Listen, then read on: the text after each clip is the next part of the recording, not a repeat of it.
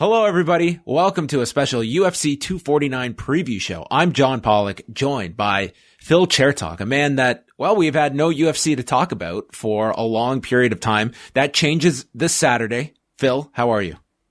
I'm very good, John. Thank you for having me. What's the latest and greatest in the world of Phil? How is day-to-day life going? Day-to-day life is going pretty good. I'm fortunate enough to be able to work from home. And so that's been continuing through this isolation period. I've also been pretty good at keeping up with some other projects. As the post community will know, I've hosted a few game nights. As some other listeners might know, I've launched my own podcast and I've been releasing some episodes with that. So, it's been a busy time. And of course I'm a father, so I've got my daughter with me, much of the time. So it's been busy. And I think that's been helpful during this, strange time we're in. Yes. And we're going to be doing our UFC 249 post show live this Saturday night. What does that mean? Well, we will bring everyone up to speed at the end of the show about a whole evening of post-related activity led by Phil Chertok. So stay tuned for all of that. I guess Eric Marcotte. Eric Marcotte will be part of this as well. Yes. So let's start off with kind of just your overall thoughts going into this card on Saturday and what your attitude has been towards the UFC kind of being at the forefront here of major sports that are going back to events. And has that changed greatly from when they were trying to run this card back on April 18th? Okay, so that's a big question. So we're starting off with the heavyweight questions. The Francis Ngannou of podcast questions. So when this whole isolation quarantine started and businesses were shut down, and Dana White was claiming that the UFC was going to operate business as usual, and of course they did have that empty arena event. After that, I pretty much tuned out UFC news. Like I couldn't imagine that the UFC was going to have any events. So I didn't want to hear Dana talking. So I pretty much did not pay attention to any MMA news. And then it finally looked like the Tachi Palace event was going to happen. So I started to pay attention. And I mean, all this while, the reason why I tuned it out was I didn't think it was realistic to happen. I didn't feel comfortable with it happening. Then finally the event got canceled and there was sort of like some breath. I knew I didn't have to worry about MMA at all on my mind. And then it seemed like they were going to make this Florida event happen. I think we talked about it last time I was on the Cafe Hangout where it was clear that Florida had given carte blanche to national broadcast sporting events with no audience. Mm-hmm. And the UFC qualified. And so I, correctly predicted that they would have an event there and they have it now. And also at that time, I correctly predicted it. I made the caveat that if the work that we're doing at staying in isolation shows better trends, like it seems it has, then that's also more reason for the event to take place. And so, yeah, it's come to fruition. I wouldn't lie. I would be lying if I said it didn't make me feel uncomfortable, but I'd also be lying if I didn't say I'm looking forward to it.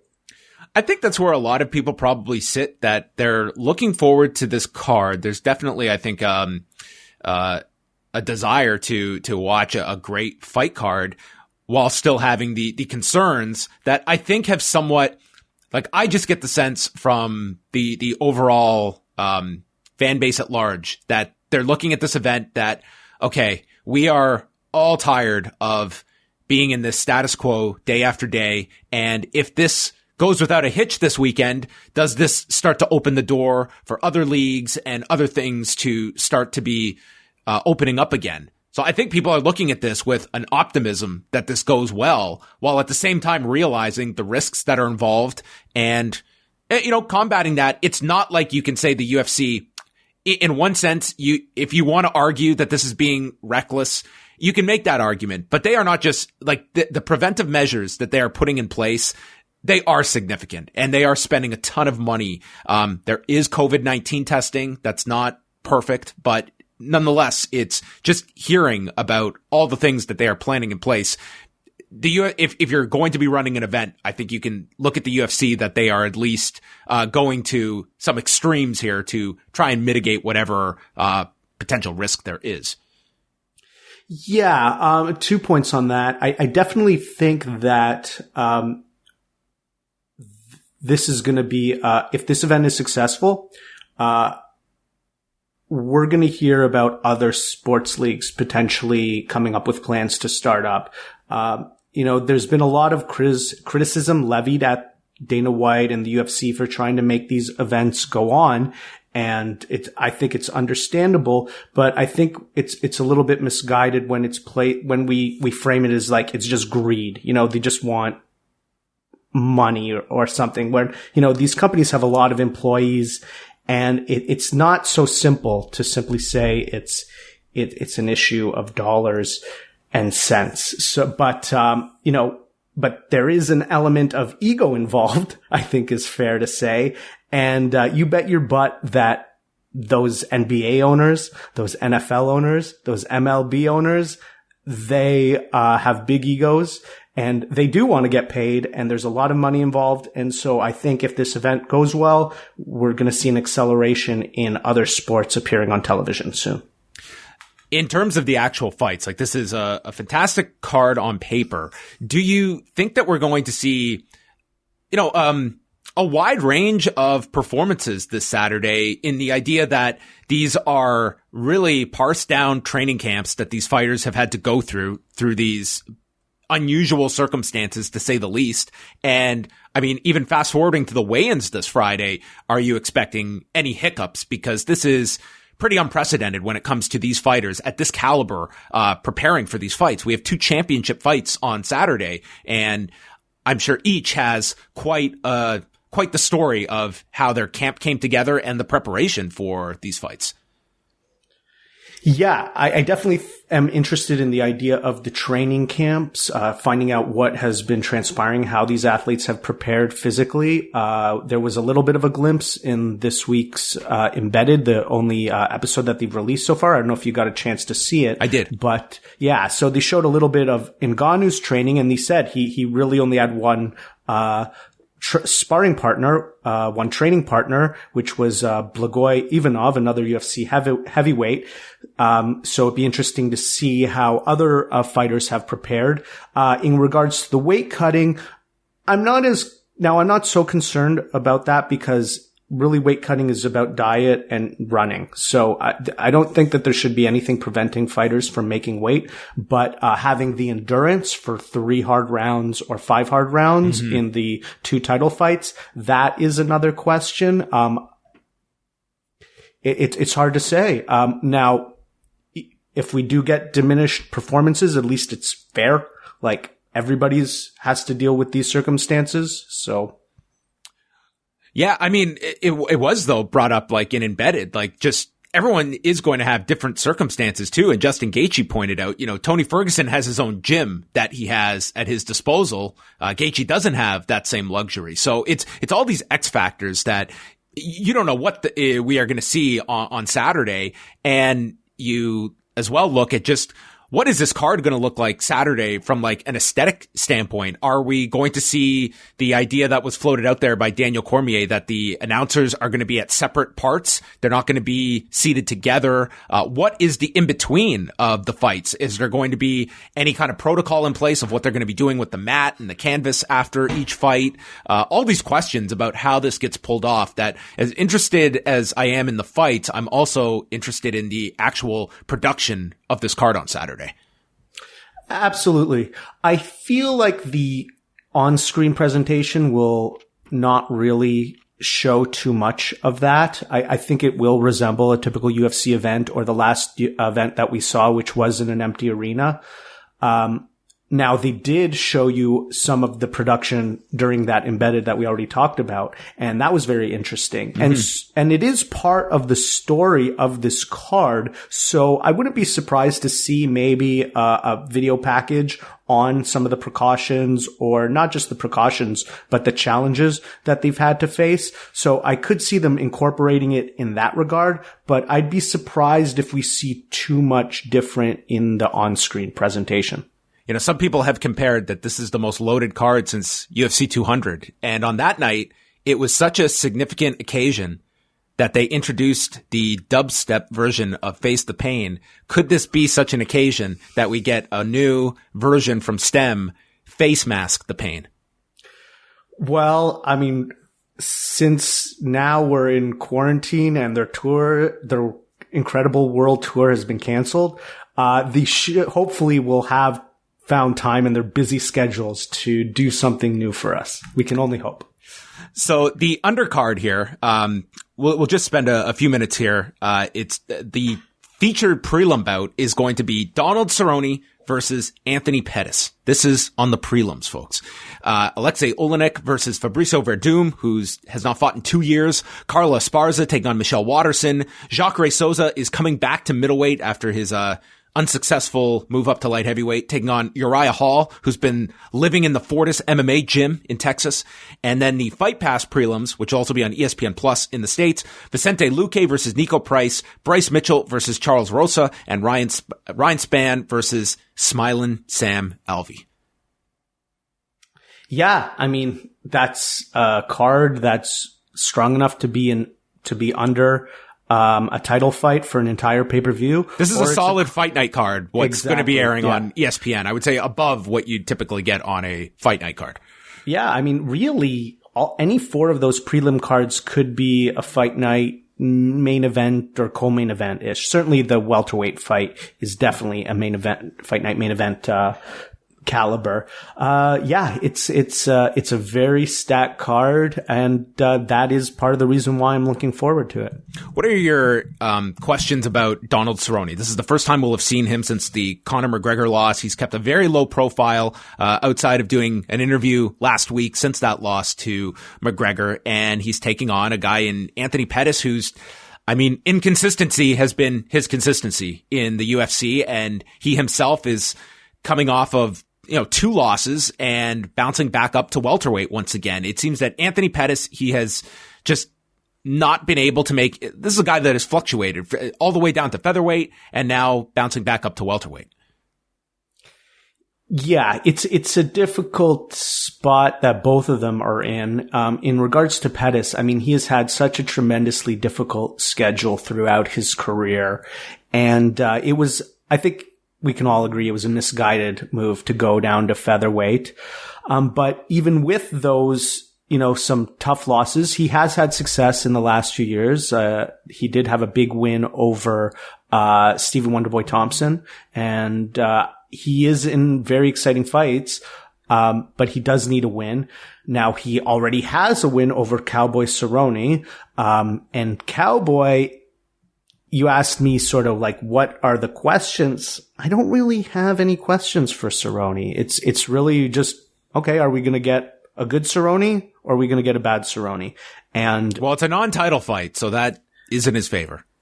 Yeah, I mean, I guess, yeah, it's not the main event. Not all eyes are on him, so maybe he'll have a better performance than last time. But I think the book is out really on Cerrone, on what he can do, what his uppermost limit is. And so all I can hope for now is that he's able to give us some entertaining fights.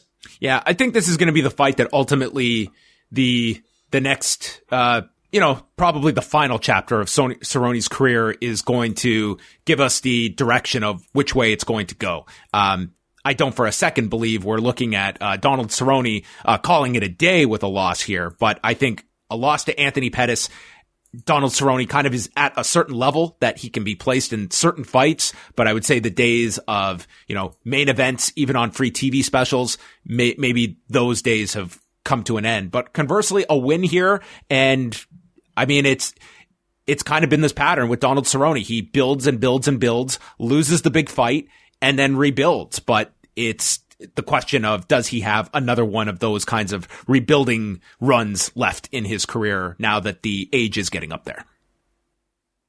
Yeah, and at what division too, right? I mean, he's been competing a lot at welterweight. He's an undersized welterweight.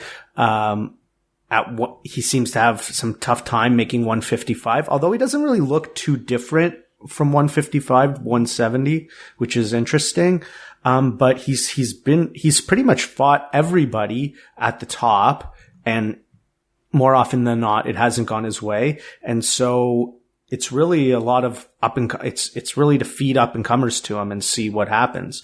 Could he headline another fight night? Yeah, a win over Anthony Pettis could put him in that direction, but I just don't see him getting anywhere near a title shot. What's really nuts about the Anthony Pettis career, and that the 500 or so record that he's had in the UFC will not detail, is like, you look at the guys this individual has fought in the UFC, and there have been zero gimmies for Anthony Pettis. This is as deep a list of opponents as you're going to find. Absolutely. I mean, if you look at his last fight in the WEC was against Benson Henderson. His first fight in the UFC was against Clay Guida, which was a loss, decision. And, no joke at that time, Clay Guida. And since then, yeah, absolutely killers, champions.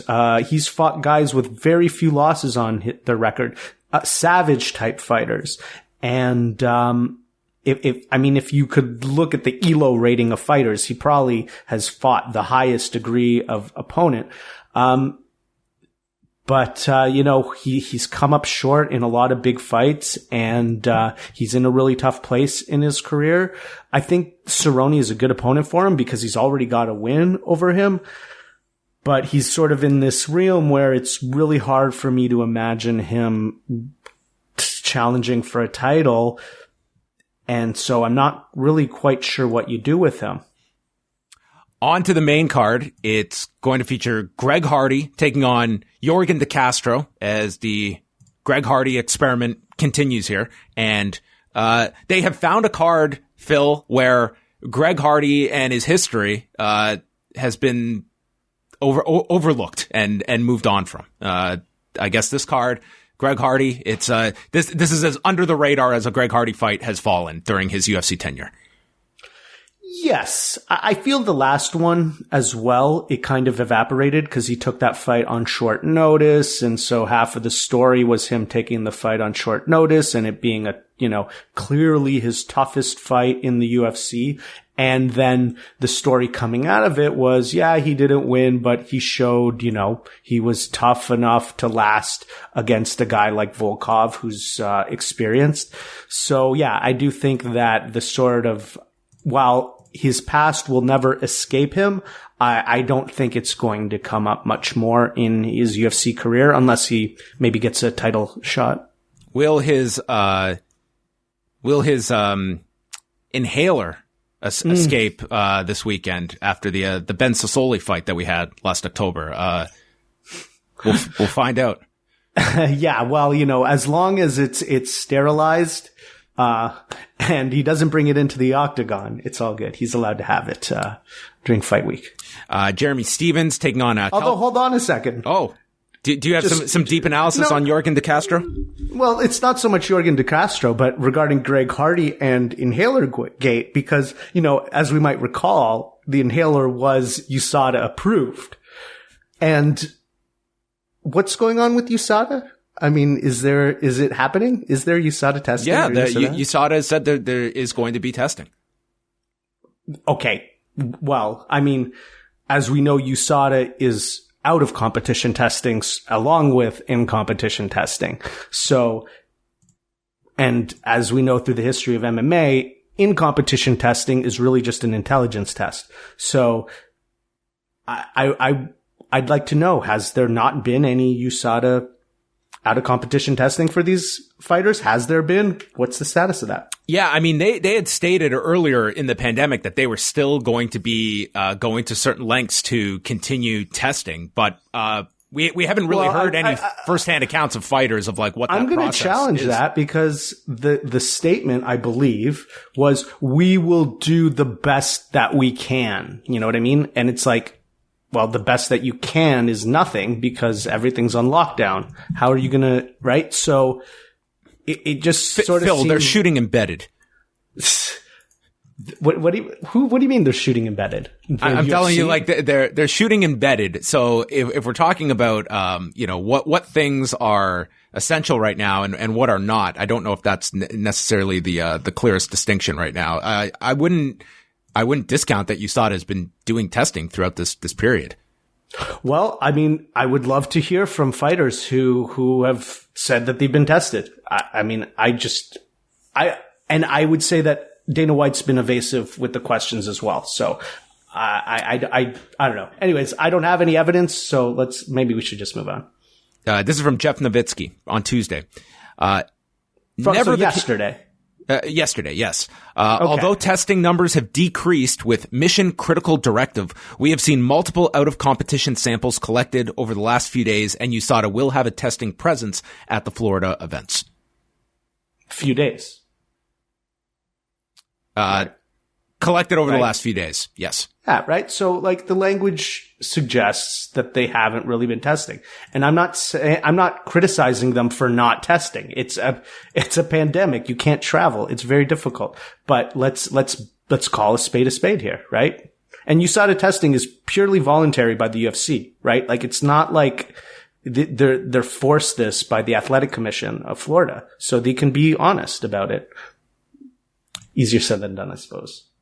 Let's move on here we've got Jeremy Stephens against, Calvin Kattar, and then Francis Ngannou against Jairzinho Rozenstruik. And this is a kind of an interesting heavyweight fight, being that it's a mess right now with the title division, where Daniel Cormier is ready to fight, and Stipe Miocic has stated a few times that he is a firefighter right now. He's involved in a lot of like the frontline work. He's not even considering fighting at the moment because he knows he can't put a meaningful training camp together given the limitations. And I think that if you're a champion, you have less need to fight now, and it's a lot more of a risk for you if you're the champion to be putting yourself at a limited capacity in these fights. So we don't know when this title fight is going to be happening. And for fighters like Francis Ngannou and Jairzinho Rozenstruik, your win could ultimately just be simply keeping you busy, and I don't guarantee that the winner of this is fighting for a title anytime soon, because they're still going to be at best second in line. Yeah, it does seem like, as Stipe indicated yesterday with his interview on ESPN, that he's not going to be able to fight until he gets a proper training camp. His estimation of that is late fall. He's not on Daniel Cormier's timeline. He's not on anybody's timeline.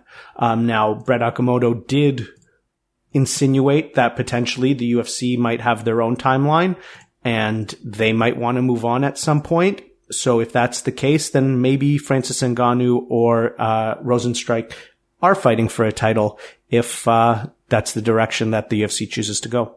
Do you think it should have been an interim title fight in this situation, or do you feel that the momentum was moving in the direction of a Cormier-Miocic fight that was unnecessary here? Because this would be the fight. If you were going to go the interim route, not knowing when Stipe is returning, this is the fight to do it in, obviously.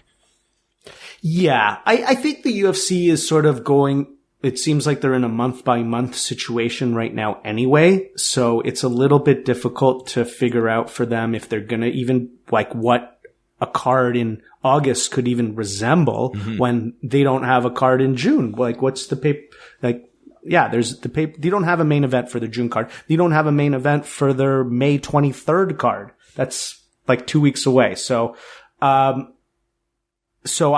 think it's okay to not have this be an interim title fight. But maybe the next one is. And then the two championship fights. Of course, this was the card that was going to feature Amanda Nunes and Felicia Spencer, but Amanda Nunes, similar position that Stipe Miocic has given, that, ATT was available to her, but it was such a small number of training partners that she just didn't feel now was the time that she could prepare adequately. And, she's targeting June to hopefully fight. So it's not like she's got this indefinite period she's not fighting. It just wasn't going to happen on this card, nor was this one that I think you needed that extra title fight either. So we have Dominick Cruz and Henry Cejudo for the bantamweight championship. I guess some people were looking at Dominick Cruz as really jumping the line here, but it's nonetheless a very intriguing fight, not the least of which is we have not seen Dominick Cruz fight in over 3 years. What did you think about Dominick Cruz getting the nod to challenge for Cejudo's title? I think I was perfectly fine with it. I mean, under normal circumstances, it's not the worst option. And under these circumstances, it's like, I don't want to say it's great because the event is controversial, but it's an awesome fight. And Dominick Cruz is a legend. Henry Cejudo has wanted to fight Dominick Cruz. The fact that he's even able to come back, I think is awesome. And it adds so much intrigue. So I love it. Now, is he jumping over well-deserving contenders like Jose Aldo? Maybe. But well-deserving contenders. I don't know if Jose Aldo's my example of the people that are the aggrieved parties here. Mr. 0-1. I was just trying to see if you were paying attention, John. Well, there you go.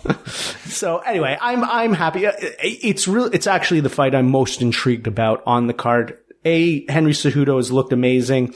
Cruz is a legend. He's been off so long. He looked incredible the last time he came back. So, what a story if he wins this fight. Yeah, absolutely. I mean, he would establish himself clearly as the best bantamweight ever, which I think he already sort of is. But it would be beyond a shadow of a doubt. If he wins this fight, he has always been the one that has been so adamant. Ring rust is not a real thing. That will be the first line on this guy's bio. If he wins this fight, it'll just be the quotations. Ring rust was never a real thing. Dominick Cruz's career proved this. This would be more impressive than his first comeback when he won the title. Oh, absolutely. And, if he'd been active and had fought at his highest level, I would favor him in this fight because I think stylistically it favors him.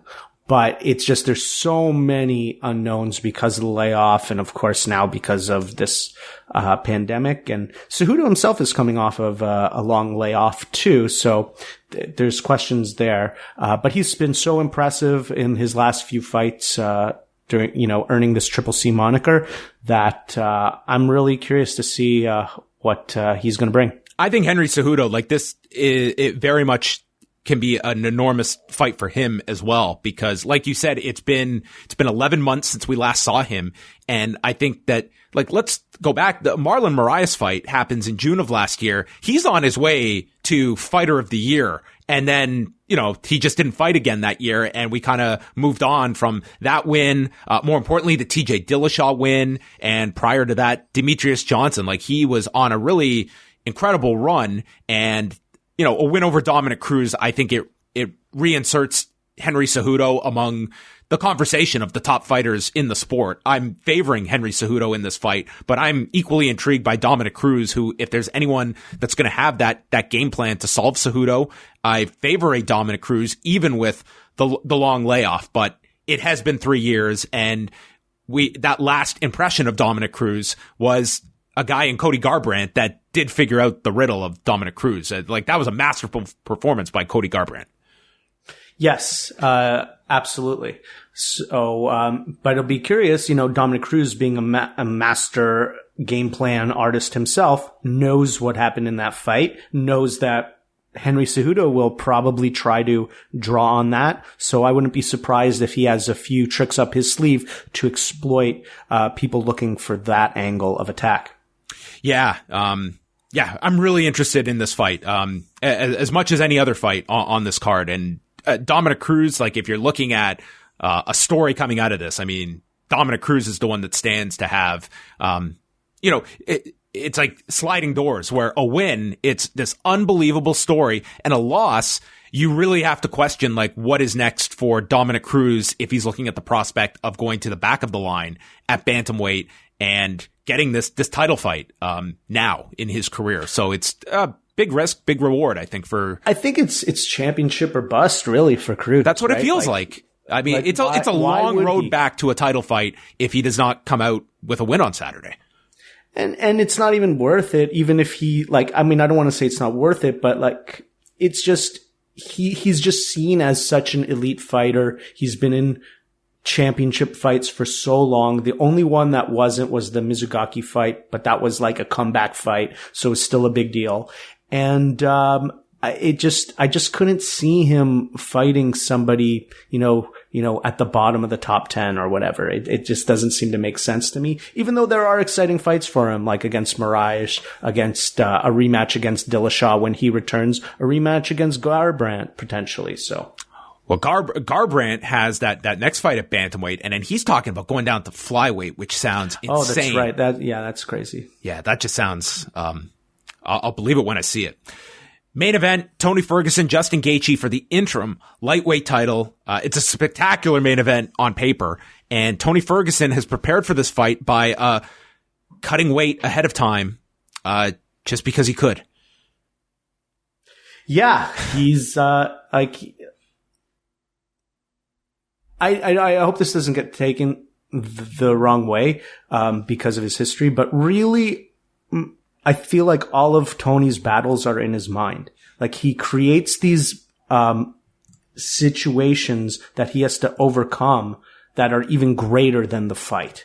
And that allows him to perform so well in these fights. And the mindset to struggle and to cut weight for somebody who's one of the biggest lightweights in the division, it's really all about mental warfare at that point.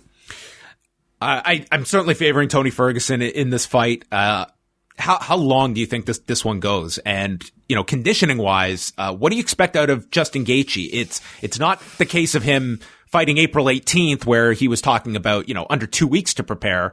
He's had a bit longer, but that said, like, Tony Ferguson has been preparing to fight in this relative period for months now when that Nurmagomedov fight was first announced. And that can either be a blessing or a curse for a guy that has been, if you tell me Tony Ferguson is overtrained, I am not going to be arguing against that point, because I could very well see that being a factor. I'm going to argue against Tony Ferguson overtraining, because Tony Ferguson's been overtraining his entire career. The things that he does in preparation for his fights are absolutely insane. They're not comparable to any other fighter or athlete that I've seen. I'm really I'm favoring Tony Ferguson. Yes, Gaethje's had a little bit more time since the April date to prepare, but I don't think it's enough, considering that Tony Ferguson is a fighter whose output increases as a fight goes on. And Gaethje, although he's improved in ways throughout the years and has gotten smarter in his last few fights, he's shown that he can dip. He will dip as the fight goes along. We saw that against Alvarez and Poirier.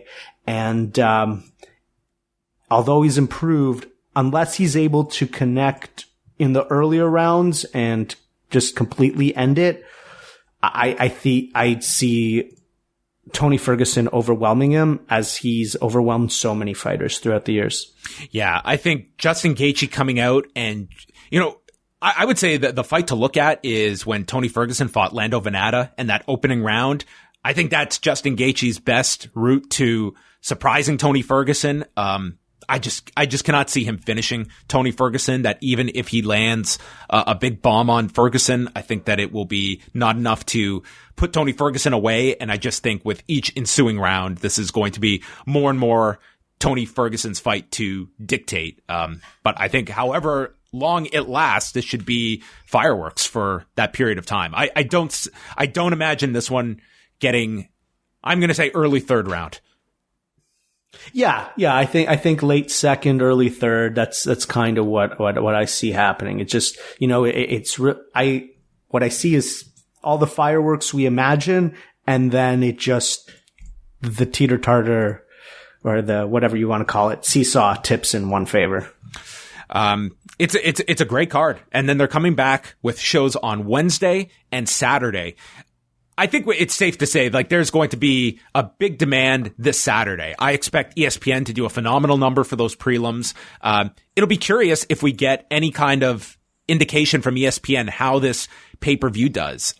This week when Disney held their earnings call, they gave the updated subscriber numbers. ESPN Plus now has 7.9 million subscribers. Do you see this being a successful pay-per-view for the company given this pandemic that's going on? Is that a plus, or is this, with the economy in shambles, a tougher time to do a pay-per-view? I think I think this event will do well.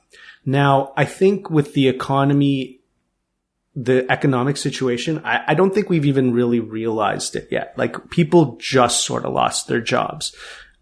I think the real economic impact is going to be felt down the line. Now, that's not to say that people aren't concerned about their spending habits, but they've also been not spending on things like concerts, travel, UFC pay-per-views.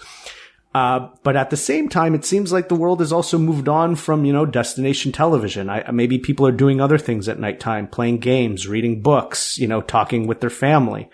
But I think that the undercard is so good on this one that people will turn to ESPN. And by the time that 10 p.m. hour hits and it switches over, I've got a feeling that a lot of people are going to buy this pay-per-view. Now, I don't know if we're going to see that translate to the other events, which don't have as strong of a card. Yeah, I think that we're going to see a similar pattern that we have seen with WWE and to an extent AEW as well, where that first week of the empty arena shows, there was a lot of interest, a lot of just the novelty of it. You couple that with like an incredible card that UFC is putting out. I think this is going to be a big success viewership wise on Saturday. The Wednesday and Saturday cards, I'm more unsure of what the response is going to be like for those shows. I think if you're just relying on people want fights, they want entertainment now, I'm less sold on that argument. I think it comes down to how much people are going to be watching these empty arena shows, and those two cards inevitably are a come down from what Saturday is, which is as deep a card as they're going to have this year. Yeah, I agree. I think this event looks to be successful. All indicators are pointing that way, but we'll see what the future holds. I mean, they've got 2 events scheduled. They're cards. And then they're supposed to have some more events that we don't even have main events or even any fights for. So, but the UFC is back. That is Dana White's message. We're back. We're back as of this Saturday. Dana White has fixed the problems. All of them. Well, look, they are putting on fights. It's a 12-fight card. The next 2 events are 10-fight cards, so they're actually reduced a little bit. Fighters are getting paid. I'm happy about that. Production staff is getting paid. I'm happy about that. People are getting some relief during these stressful times. I'm happy about that. But that doesn't mean it's not without discomfort. Before we wrap up here, have you been watching any of The Last Dance, Phil? I know you're a big basketball fan. Oh my gosh. I just absolutely in love with The Last Dance, being transported to my youth. It just brings back so many memories, watching Michael Jordan, of course, who I idolized as a kid. And, also reminding me of when Isaiah Thomas jumped out of a giant dinosaur to announce the launch of the Toronto Raptors. And it brought me back to such a great time and reminded me of how great he really was. I mean, I've been somebody who's been always saying that I saw him as the greatest of all time, despite LeBron and Kobe's amazing achievements. And I think this series has reminded people of that. And hopefully it's given insight for new basketball fans, people who never got to see Michael, for them to really understand what made him so great. Yeah, I think it's Michael Jordan just comes off so captivating in this whole series so far. But so do a lot of the supporting cast in the documentary series. I've loved all the stuff with Isaiah Thomas. I think it's just been fascinating. I can't get enough of Phil Jackson in this series as well. And with 4 episodes left, like I've just been totally engrossed in this and I think it's like rekindled my love of basketball, because I was just such a big fan during like this era from the Raptors expansion year onward through like 2001. I just was such a huge basketball fan, and that's one thing that this series has certainly brought back to me. Yeah, and I think it will be interesting to see, when the NBA resumes. I have no doubt that the top players are going to draw inspiration from this. I mean, LeBron is already on a path where it's not inconceivable that he becomes regarded as the greatest of all time if he's able to do some things. And then there's new fantastic players. Giannis, I'm not even going to try to pronounce his last name because I'll destroy it. But everybody knows Giannis on the Bucks. And, he tweeted about how what he learned from this is that excellence is a lifelong pursuit.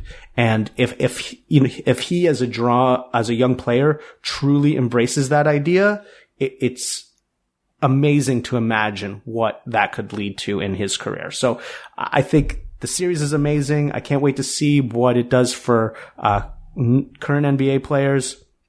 Hopefully we're able to we're able to return to a time where fans can enjoy the games as well. Yeah.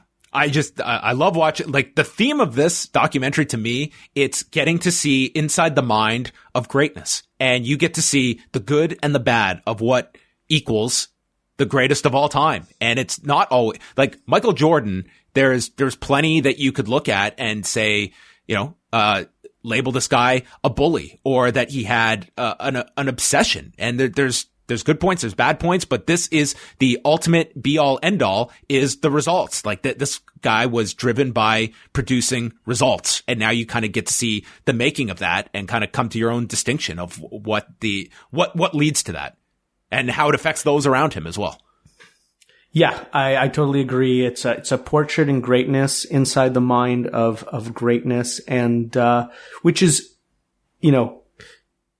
it's one thing to say greatness, but he was amongst other greats. Mm-hmm. He was amongst players like Bird and Magic, and he eclipsed them. And then new players entered the league, or he played at the same time as other greats. We saw about like Clyde Drexler and Karl Malone, John Stockton, Charles Barkley, just so many great players that he excelled over. And my biggest memory of watching him was just the overall feeling that as the games were winding down, now maybe I was a kid, so maybe I was naive, but you just knew he was going to take over and find ways to win. It was just like you weren't surprised that he won these games, even with miraculous last second shots. Do you remember the famous game where the Raptors beat the Bulls that first year? Absolutely. Like, it's one of the most famous games in Raptors history. And the final second, of course, it's Jordan has the ball. And if you remember, he goes to shoot the 3 and time expires. The ball goes in. It's like, even watching that, I was like, Michael Jordan didn't lose the game. The clock beat the Bulls. Like, he hits the shot and it was just like, he didn't even like, it wasn't even like the buzzer beater that doesn't go in. It's like, it did go in. It's just the time elapsed like a second before he got the shot off. And it's still among my favorite NBA games, because at that time, that was as good as an NBA championship for that Toronto Raptors team, because that was the peak. They were not going to overdo that result in that time period. They were not sniffing the playoffs, much less succeeding in them.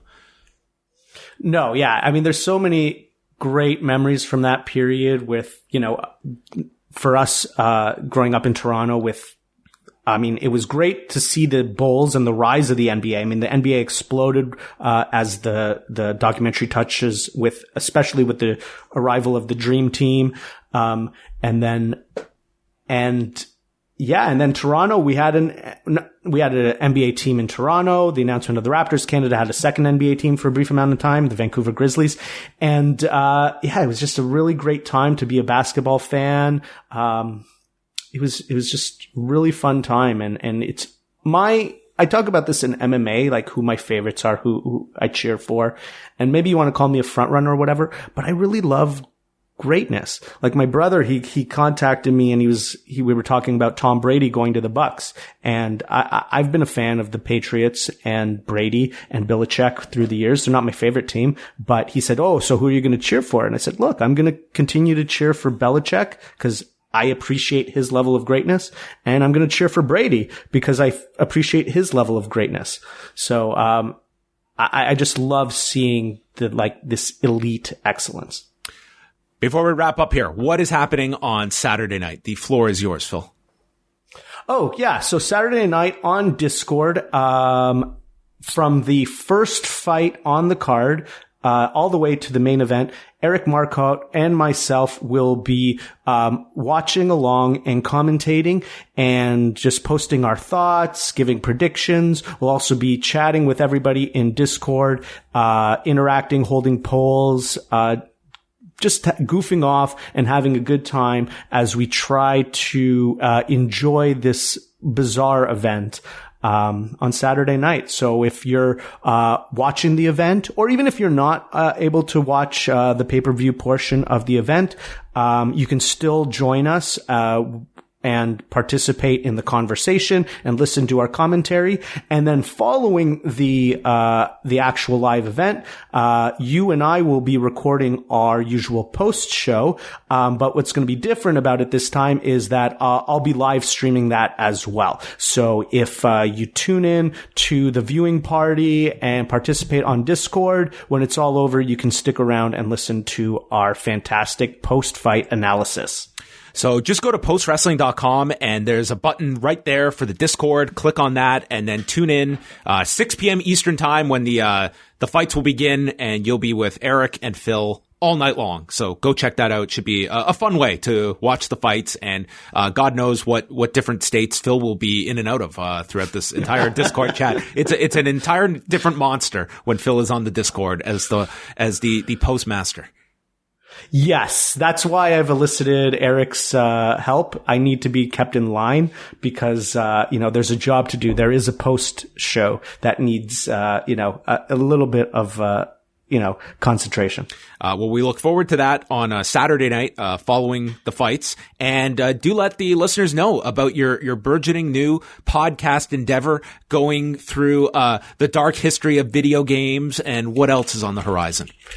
Oh, that's, thank you very much for, giving me the opportunity to plug that. Yeah. So I've had a few episodes. I've had a clinical psychologist. I've had, a partner at an accounting firm, and I've had a professor of video game history talk about a few topics. I do have some coming up, in the next couple weeks. I can't announce the actual topics just yet, but it's going to continue to be a variety of different topics. I am still waiting on a response to my call, John.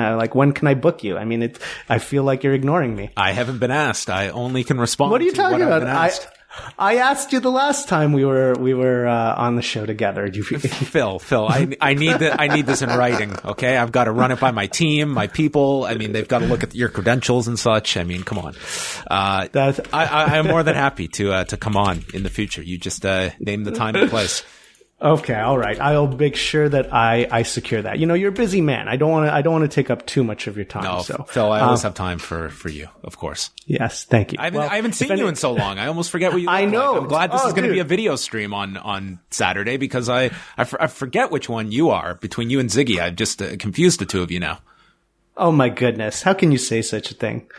Well, we look forward to speaking with all of you on Saturday night. UFC 249 post show coming your way. And Phil, thank you so much for taking some time out, and look forward to the Discord on Saturday.